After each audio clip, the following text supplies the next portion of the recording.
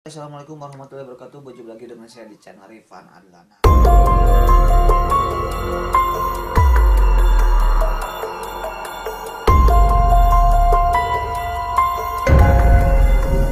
Baik, pada malam ini saya mau mengisahkan tentang seorang anak kelas 1 SMP, tapi dia itu udah meninggal dan dikubur. Tapi pas digali lagi karena ada mau diotopsi, tiba-tiba yang dikuburnya itu gak ada si anaknya itu, tapi melainkan hanya apa tuh pelepah pisang atau bahasa Sunda itu gebong jauh ya. Oke, sebelum saya menceritakan tentang kejadian yang dialami oleh seorang ini, bagi teman-teman yang subscribe channel saya, silakan kalian subscribe channel saya karena subscribe itu gratis. Dan jangan lupa aktifkan lonceng notifikasinya biar kamu jadi orang yang pertama yang menonton video saya selanjutnya. Jangan lupa di like, di share, dan di komen kepada teman-teman kamu biar teman-teman kamu juga tahu apa yang kamu buat. Oke. Ini datang dari daerah, katanya sih awalnya tuh gak mau disebutkan, jangan disebutkan, takutnya kan jadi aib masyarakat itu ya. Ini dari daerah ini ya, jadi saya mohon maaf gak bisa menyebutkan, emang permintaannya sih gak boleh disebutkan. Jadi si keluarga, sebut saja namanya itu Ibu Atun ya, Ibu Atun ya. Ibu Atun tuh punya anak sulung, nah, laki-laki, baru kelas 1 SMP.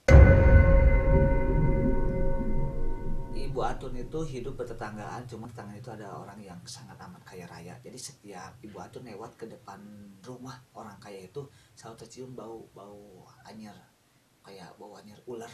Bukan Ibu Atun saja yang mencium bau anyir ular itu, melainkan tetangga-tetangga juga sama, selalu mencium bau yang anyir-anyir. Oke, nah suatu ketika, ini singkat cerita, ketika anak sulungnya Ibu Atun itu masuk kelas 1 SMP. Nah, dia itu bareng-bareng dan itu selalu mendapatkan apa tuh nilai baik ya dari ibu apa gurunya. Bareng-bareng main-main, pulang sekolah selesai, sehingga suatu ketika ibu yang orang kaya itu mengadakan acara syukuran.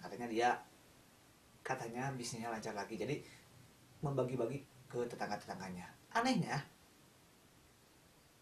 tetangga-tetangga itu udah pada curiga bahwa rumah itu emang mengaji atau mengadakan sebuah pesugihan. Kata siapa ya, kok tetangganya sudah berburuk sangka ya, tapi juga gak tahu sih.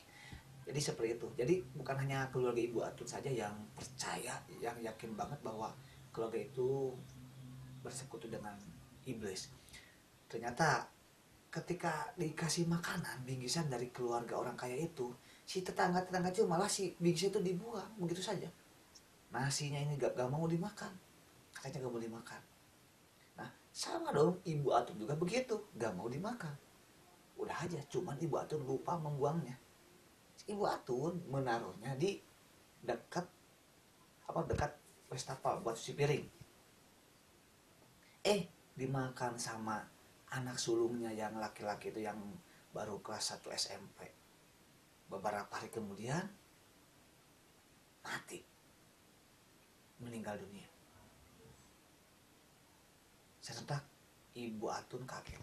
Awalnya ini siapa yang makan? Mungkin tikus. Ternyata yang makan itu dimakan sama AA. Dia bilangnya seperti itu. Jadi di daerah Kabupaten Bandung, laki-laki itu yang anak pertama selalu dipanggil AA gitu ya. Itu dimakan sama AA mah. Astagfirullah, kok dimakan, keluar udah habis, udah ketelan. Ibu Atun kaget, sehingga beberapa hari kemudian, bukan beberapa sih, hanya 2 kali 24 jam, kurang dari 2 kali 24 jam, anak sulungnya itu yang baru masuk SMP mati begitu saja. Innalillahi wa inna ilaihi raji'un. Oke, Ibu Atun sedih dong, kaget, gak sakit, gak apa-apa. Tapi kan yang namanya usia kan gak ada yang tahu ya. Akhirnya ayahnya, suaminya Bu Atun langsung mencoba untuk memberikan support juga untuk senantiasa mengikhlaskan kematian anaknya. Dan dikuburlah anak tersebut. Nah, udah dikubur. Malamnya Ibu Atun bermimpi ketemu sama anak sulungnya, dia bilang seperti ini, mama Aa mah belum meninggal, dia bilang seperti itu.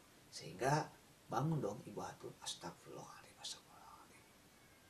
Oke, ternyata bukannya Ibu Atun saja yang yang mengalami mimpi tersebut, bahkan suaminya juga sama.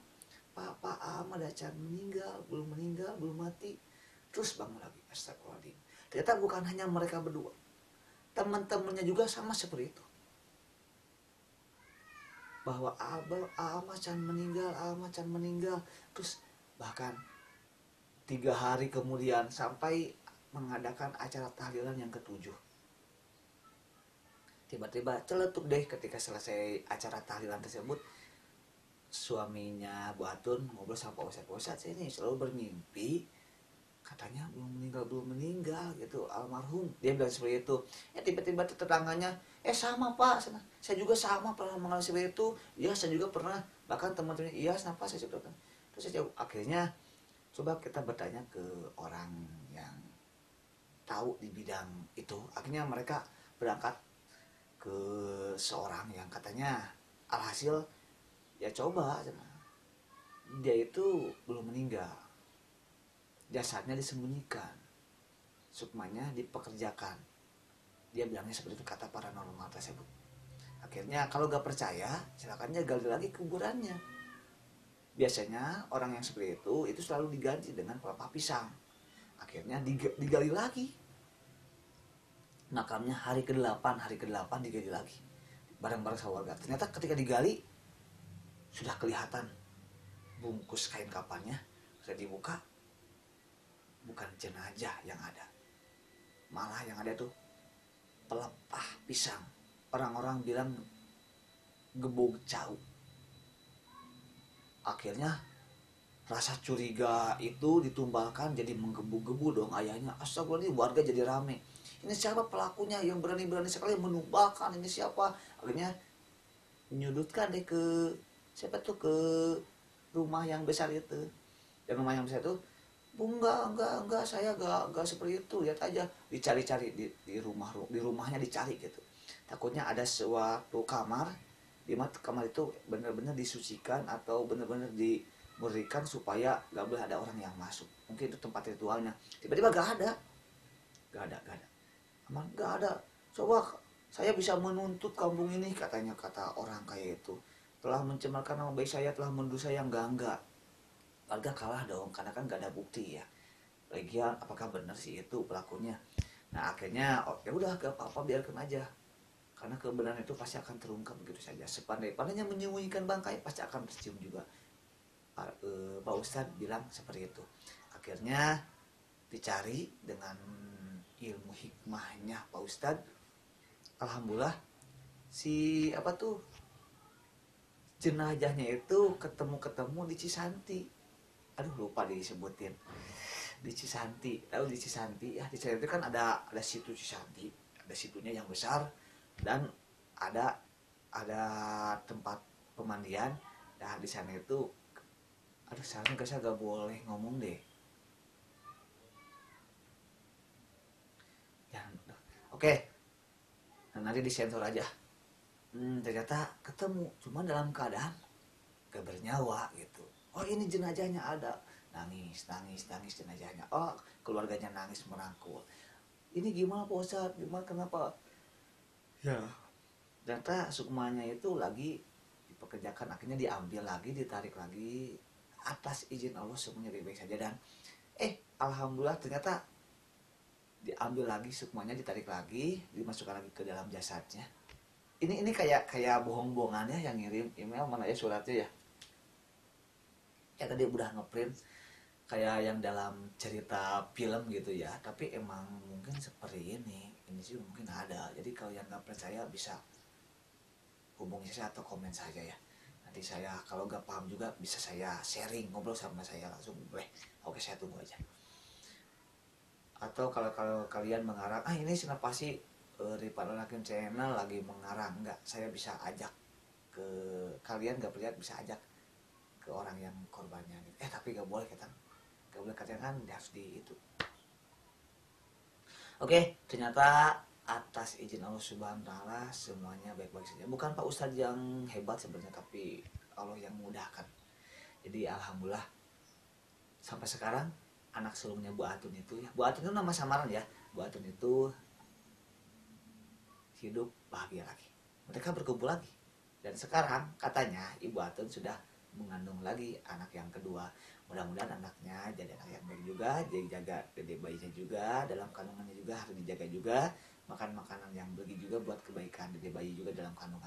Oke, terima kasih bagi teman-teman yang mau merekomendasikan atau mau kirim kisah mistisnya kalian, jangan suka-suka untuk hubungi ke alamat email bawah ini. Nah, atau kalian juga bisa follow Instagram saya @rifan_hakim atau kalian bisa hubungi saya langsung. Pokoknya terima kasih atas cerita-ceritanya. Wabillahi taufiq. Wassalamualaikum warahmatullahi wabarakatuh.